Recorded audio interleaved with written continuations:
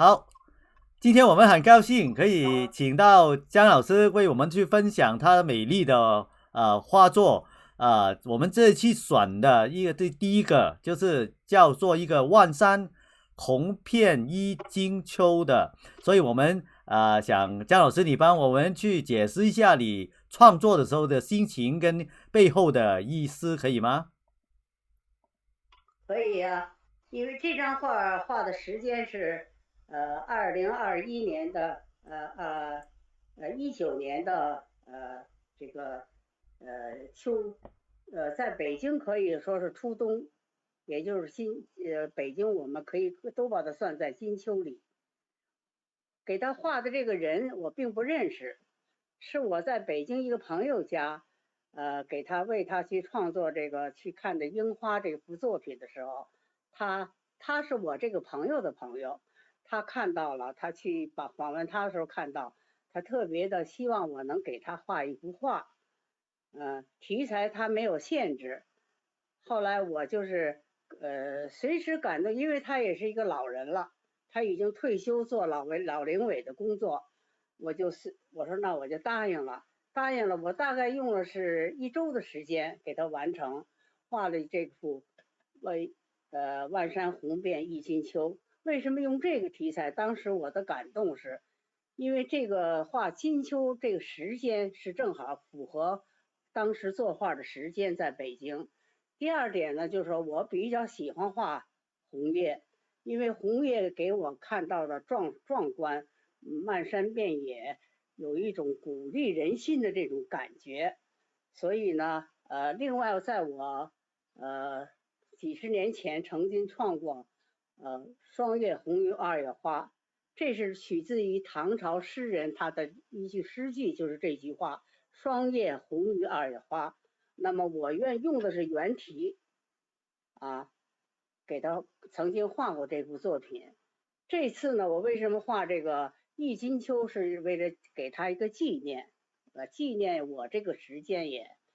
啊。这个背后我对这几年画红叶，我就感觉为什么从我内心特别爱画，我觉得它的壮观，它的美丽，大山漫山红叶，再加上这个潺潺的这个泉水流水，可以表达出上帝创造万物的这样的美，这样的壮观。所以呢，在我画画中呢，这样的题材是我比较喜欢的，我给他画的这幅画。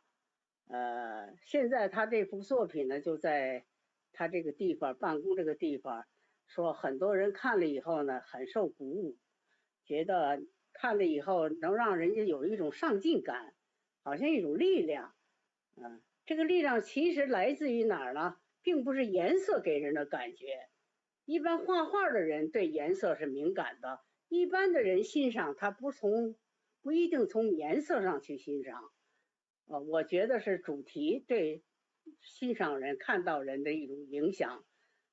虽然很多人不认识上帝创造宇宙万物，他们有的甚至于不相信这个万物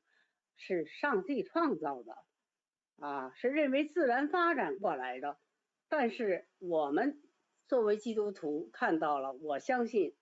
这个宇宙万物，我认识上帝就是相信宇宙万物有这样一个创造宇宙万物的主，原来就是上帝，就是主耶稣，所以我就信了。到现在已经是快30年了。